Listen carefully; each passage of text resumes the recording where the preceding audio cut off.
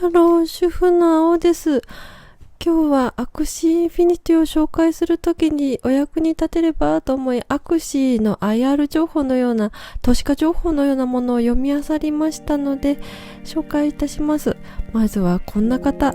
私はメーカー勤務で自社株も持ってるし、株には馴染みがあるよ。なんなら奥さんも株主優待生活を送ってるよ。でも仮想通貨なんてちょっとなという方、もしくはもう簿記も持ってるし決算書も読んだりするのが趣味だよ。なんなら目の前にいる人よりその人の勤めてる会社の決算情報の方が気になるよっていう。でも仮想通貨は余計に無法地帯な気がしてちょっと手を出すのはなという方、こんな方向けの情報を提供したいと思います。今日の動画の内容としては、投資額、この投資額に対して回収できるのというお話。また、なぜゲームをして現金が稼げるのということは、その現金の出所はどこ？そして、倒産は株式投資でいう一番怖い倒産に当てはまるこのゲームの潰れてしまう可能性はどう？運営の実績と未来について、そして持続可能性、株式でも大事な社会として役に立ってるかどうか、この1、2、3、4、5、5個ですね。5個を順番にご紹介していきたいと思います。まずは投資額ですが、目の前にいるこのキャラクター、私の3匹なんですけど、10万から15万円ぐらいします。株式投資でいう10万から15万円って言ったら、まあ手を出しやすい額。それはでも、証券取引所に上場しているというお墨付きであって倒産もしないし、収益も何か得られるからまあ安いかなというのであって、目の前にいるこのイラストが15万円って最初はなるかと思うんです。この3匹を使ってだいたい収益でいうと1日1000円ぐらい稼げるんです。そして倒産の心配がないかどうか、つまりこのゲーム自体の信憑性ですね。まずはそのお話からしていこうと思います。このゲームの会社はスカイマビスという名前でシンガポールに本社を置く会社です。面白いことに一部上場の企業並みに資料をすべてインターネットで公開してるんです。投資家以外でも閲覧できるようになっておるので、よかったら見てください。まずはこの会社がどうやって収益を得てプレイヤーに現金になるものを渡せているか、その仕組みをお話しします。いつもこの図を出してアクシーは循環するゲーム、永遠に続くゲームとして紹介してるんですけど、この一番下にあるアクシーコミュニティトレジャリーという財務省みたいな名前のとこですね。ここからお説明します。まずはこの財務省に外部からお金を集めてストックします。どうやってお金を生み出しているかというと、マーケットプレイスというヤフオクのような市場があります。その市場の 4% の利用料を収益として回収しています。あなた様のようなエントリーユーザーの方はゲームをするのにまず3体を買わないといけないので、その購入額の利用料 4% が収益となります。といって買う人がいなければ収益がゼロということですので、これは不確実な収益だと思います。この高いキャラクターの名前アクシーというんですけど、このアクシー2体あると赤ちゃんが産めるんです。その赤ちゃんをまたこの市場で売ることができるので、市場は常に動き回っている状態となってます。ちょっと待ってよ。このアクシーの赤ちゃんを無限に埋めるということは、市場がダブついて価値がどんどん下がっていくんじゃないの？今5万円とかするけど、もうそんなの安くなっちゃうんじゃないのって思われるかもしれないんですけど、赤ちゃんを産むには縛りがめちゃくちゃあるんです。1匹目を産むのには、お母さんとパパそれぞれだいたい1万円ぐらい払えばいけるんですけど、体を酷使してもう2、3匹で4匹目なんか埋めって言ってブリードするともう2万と2万、とにかくめちゃくちゃお金がかかるんです。なので金額コスト的なもので食い止めることができてますね。それで今ちょうどマーケットプレイスを見てみたんですけどね、このすごいんです。過去30日間のやり取り量、流通量は500ミリオンダラー。これは売って買ってなのでプレイヤーが手にしてるお金なので運営側は関係ないんですけど、利用料ですね。500ミリオンドルは550億円なので、その 4% は20億円ですね。30日間で売上として20億円計上されてるんですね。あとはこのゲームのライセンス料やトーナメントをするときの参加料、あと広告、その他土地ですね。このゲーム内で土地があるんですけども、そこでは勝手にアイテムが転がってたりしたらその土地の所有者になったり、あとモンスターが現れたらリアルタイムで戦ってやっつけたらアイテムがゲットしたり、そんな土地ですね。土地も超高いんですけど、それも売ってるんです。それも収益になってますね。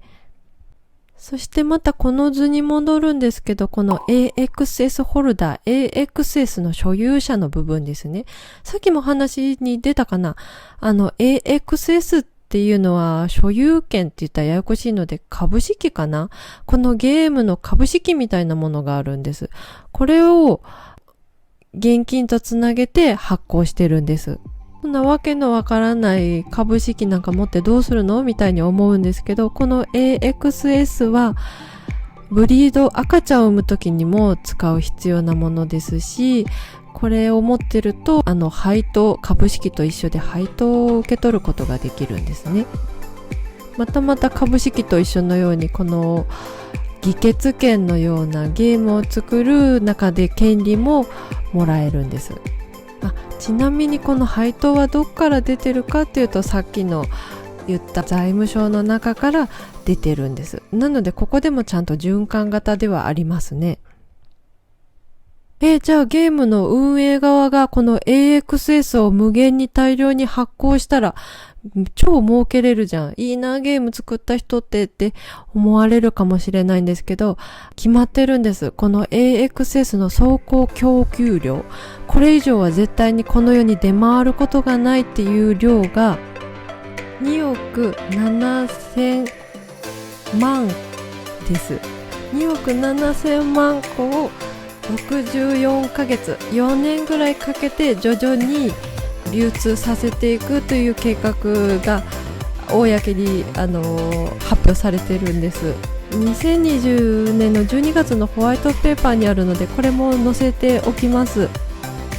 ちなみに株と同じように所有者のパーセンテージがわかるんですけど、この中で、会社ですね、スカイマビスの所有してる量は 21%、あとアドバイザーは 7%、そしてほとんどがこの 29% という AXS を持っている人向けの配当に回されてるみたいですね。ちゃんと合計 100% と書いてあります。この64ヶ月計画っていうところとつながる理念が面白くて、地方分権、中央集権なしでプレイするみんなとこの運営側と同等の立場で運営していこうというのをいつも掲げてるんですけども、面白いんですよね。この地方分権を口実に事業が放棄されて停滞するのは真の地方分権ではない。本当の地方分権は徐々に権利が周りに分配されていく起こるべきものであると書いてあるんですよね。それがこの今徐々に解放されている AXS もそれを示しているんですよね。もうここまで来たらなんか経済学者でも挟まってるんじゃないかなと思って、ちょっとアドバイザーを見てみたんです。アドバイザーはさらっとしか見てないんですけど、ハッシュというアジア系の会社、元数学オリンピックの金メダリストだとかそういう方のいらっしゃる会社ですね。あとデルファイテクノロジー、ここはたびたび出てくるんですけど、機関投資家ですね。暗号通貨の研究もしてるし、金融とか投資もするし、あと、そう、初期に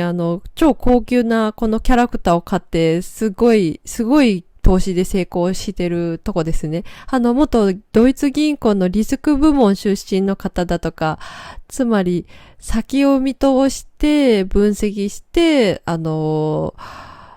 資するかどうかも見通せるし、お金の流通の回り方も読めるような方がいる。サンドボックスですね。サンドボックスは有名ですね。画期的なゲームを作ってる会社ですね。ぐらい。なので、この経済圏ですね、なんか国でいう、市中銀行と、中央銀行と市民みたいな、なんか、うまいこと経済を調整する機能のある部署もあるし、循環もするし、ということで、倒産の心配はないですね。そして最後に持続可能性ですね。どこの会社でも社会として役に立ってるかというのが永遠に続く秘訣なんて言うんだ必要な条件になると思うんですけど、このスカイマビスはプライトゥアーン、ゲームをして稼ぐということで社会貢献をしているんです。そんなんお金持ってる人がキャラクター買ってちょっと小銭稼げるだけじゃんと思われるかもしれないんですけど、これでフィリピンの方の収入になってるんです。うまいことできてるなと思うんですけど、これを持ってる人がいて、それを借りて戦わせてお金を得て、その何%かを受け取る人、それが代表的なのがフィリピン言って悪いんですけど、フィリピンの方のようなんです。日本だと1日1000円ぐらいの儲けなんですけど、その金額をそのままフィリピンに移せるので、このゲーム内で得られる1000円がフィリピンでどのぐらい価値を持つかっていうのを見るために GDP をちょっと見たんです。一人当たりの GDP って豊かさを示すんですけど、日本だと一人当たりの GDP が400万円で、フィリピンの一人当たりの GDP が30万円。なんか金額だけ言われると分かりにくいので、私は年収かなと思って見てるんですけど、年収で言うと日本だと400万円だと月めっちゃ簡単に10で割ると40万円の収入、40万円の収入で生きていけるのが日本。フィリピンはそのちょうど10分の1ぐらいですかね。月3万円あれば生きていけるっていう感じですかね。なので日本で1日1000円で稼げるゲームとすると、フィリピンだと桁が一つ増えるので、だいたい1万円ぐらいの価値があるんですかね。1日1万円っていうとかなり安心な収入源ですね。ちなみにこのスカラーシップというんですけど、こっそりやってるんじゃなくて、スカイマビスも奨励してって、ちゃんとそのフォルダを作れるようになってるんです。なのでプライツアーンっていうのの大体的な理念というか、そういう国にもお金を循環させるっていうのも一つの目標になってるんですよね。そのぐらいですかね。ちょっと長くなってしまったんですけど、ダウンロード方法だとかゲームのプレイ中でどうやって稼ぐかとかは、動画を今見せてくれてる友達が詳しいので聞いて簡単にスタートできると思いますので、よければやってください。ありがとうございました。